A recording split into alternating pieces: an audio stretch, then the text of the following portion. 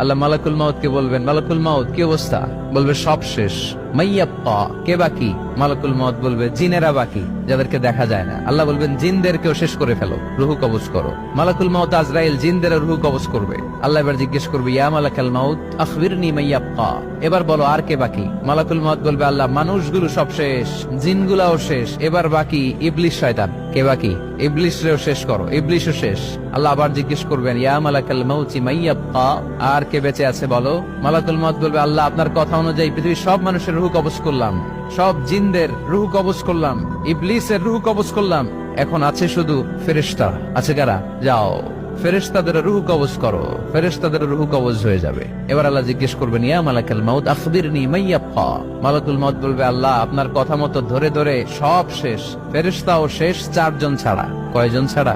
জোরে বলেন, কয়জন ছাড়া? ইসরাফিল, জিব্রাইল, মিকাইল, আজরাইল। আল্লাহ এই 4 জন আমরা বাকি। আল্লাহ বলবে, যাও ইযহাব ইনতালিক ইলা জিবরিল ওয়াকবাদ রূহাহ, জিব্রাইলের রুহু কবজ করো। ইযহাব ইলা ইসরাফিল ওয়াকবাদ রূহাহ, ইসরাফিলের রুহু কবজ করো। ইযহাব ইলা মিকাইল ওয়াকবাদ রূহা, রুহু কবজ করো। ওই 3 ফেরেশতাও শেষ। এবার আল্লাহ তাআলা জিজ্ঞেস করবেন, ইয়া মালাকাল মাউত আখবিরনি মাইয়াব্বা, হে মালাকুল মাউত আর কে বাকি আছে বলো? মালাকুল মাউত বলবে, আল্লাহ আপনার কথা মতো মানুষগুলো শেষ, জিনগুলো শেষ, ইবলিস শেষ, আমার বাকি 3 ভাই ইসরাফিল, মিকাইল, জিব্রাইলও শেষ, শুধু আমি, শুধু আমি। আল্লাহ বলবেন, কেউ নাই? মালাকুল মাউত বলবে, না আল্লাহ কেউ নাই। এবার আল্লাহ তাআলা বলবেন, মালাকুল মাউত তুমি তো সবাই রে মারছো, এবার তুমি মরো, এবার তুমি মরো, তুমি মরো। শোনার সাথে সাথে মালাকুল মাউতের কাঁপুনি ছুটে যাবে, খিঁচুনি এসে যাবে ভয়ে। আল্লাহ বলবেন, কাঁপুনি দিয়ে তো লাভ নাই, কারণ কুল্লু নাফসিন যায়িকাতুল। রব্বুল আলামিন বলবেন, মালাকুল মাউত কেঁদো না, এটাই দুনিয়ার বিধান, আমি আল্লাহর দেয়া বিধান, এটাই, জন্মালেই মরতে হয়। যাও জান্নাত জাহান্নামের মাঝখানে একটা জায়গা আছে, জায়গাটার নাম হলো আরাফ।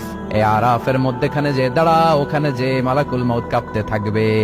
মালাকুল মাউত বলবে, আল্লাহ সৃষ্টির শুরুতে যদি জানতাম, সৃষ্টির শুরুতে যদি জানতাম সবাইকে মৃত্যুদান করার পরে, রুহু কবজ করার পরে আমাকেও মরতে হবে, তাহলে এই কঠিন দায়িত্বের ব্যাপারে আপনার কাছে ক্ষমা চাইতাম। আজকে আমারও যে ভাগ্য বরণ করে নিতে হবে সৃষ্টির শুরুতে, আমি এটা কল্পনাই করতে পারি নাই। আল্লাহ বলবেন, নো টক, মুত ইয়া মালাকাল মাউত, মর, মরে যা, মুত, মরে যাও। বলার সাথে সাথে মালাকুল মাউত এক বিকট চিৎকার হাঁকিয়ে মরে যাবে। মালাকুল মাউতের চিৎকারটা সেদিন এত ভয়ঙ্কর হবে, বিষ্ণু ইসা ইসলাম বলেন, ওই চিৎকারের আওয়াজ যদি পৃথিবীর মানুষেরা কান দিয়ে শুনতে পেত, তাহলে কিয়ামত সংগঠিত হওয়ার জন্য আলাদা করে ইসরাফিলের সিঙ্গার প্রয়োজন হতো না। ওই চিৎকারের আওয়াজে প্রতিটা মানুষ কানের পর্দা ফেটে ওই জায়গায় লাশ হয়ে পড়ে যেত। এবার ডানে বায়ে সামনে পেছনে উপরে নিচে কেউ নাই, একজন ছাড়া। জোরে বলতে হবে, তিনি কে? আল্লাহ তখন পৃথিবীকে একটা ডাক দিবেন, বলবেন, ইয়া দুনিয়া আইনা আনহারুকি, এই পৃথিবী তোর নদীগুলো কোথায়? ইয়া দুনিয়া আইনা আশজারুকি, এই পৃথিবী তোর গাছগুলো কোথায়? বটতলা। ইয়া দুনিয়া আইনাল জিবাল, তোর বড় বড় মাউন্ট এভারেস্ট পাহাড়, আলাস্কা পর্বতমালা, আলপস পর্বতমালা, এগুলো কোথায়? তুর পাহাড় আজকে কোথায়? ইয়া দুনিয়া আইনাল মুলুক, রাজা বাদশারা কোথায়, যারা ক্ষমতার দাপটে পা জমিনে ফেলতে চাইতো না? আইনাল জাবাবেরা, অত্যাচারী স্বৈরা শাসকগুলো আজকে কোথায়? কোথায় আজকে? কোনো আওয়াজ নাই। আল্লাহ তখন হুঙ্কার দিয়ে বলবেন, লিমানিল মুলকুল ইয়াউম, who belongs the kingdom today. Allah চিৎকার দিয়ে বলবেন, আজকে ক্ষমতা কার? আওয়াজ করে বলেন, সেদিন ক্ষমতা কার?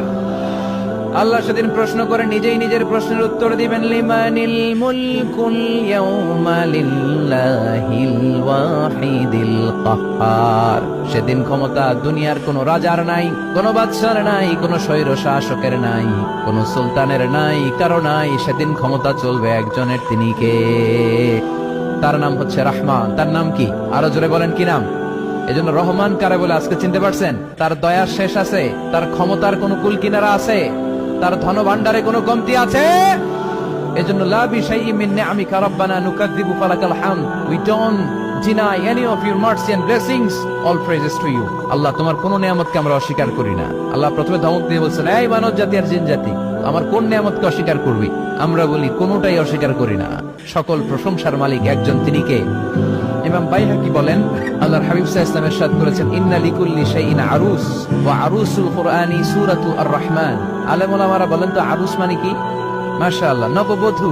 আরুস মানি নতুন বউ, আরুস মানি নতুন বউ, নববধূ। আল্লাহর হাবিব বললেন, লিকুল্লি শাইইন আরুস, সবার একটা করে নববধূ হয়। আর কোরআনের নববধূর নাম সূরা আর-রাহমান। ইন্না লিকুল্লি শাইইন আরুস ওয়া আরুসুল কুরআনি সূরাতু আর-রাহমান। দুনিয়ার প্রত্যেকের জন্য আল্লাহ একজন করে নববধূ দান করেছেন। আল্লাহর কোরআনেরও একটা নববধূ আছে, এই কোরআনের নববধূর নাম সূরা আর-রাহমান। কোরআনের নববধূ, কোরআনের নতুন বউ, কোরআনের নতুন বউ। কেন আল্লাহ এত সূরা থাকতে, 114টা সূরা থাকতে আর রহমানকে কোরআনের নববধূ বললেন? এর কারণ নববধূ যেমনি বাসর রাতে হাতে পায়ে আলতা মেখে, বেনারসি শাড়ি পরে, জুয়েলারি অর্নামেন্টস পরে, পার্লারিং করে, মেকআপ করে হাজবেন্ডের জন্য নিজেকে উজাড় করে সাজায়, ঠিক তেমনি আল্লাহ তাআলা এই দুনিয়াতে আমাদেরকে কি নিয়ামত দিয়েছেন। আর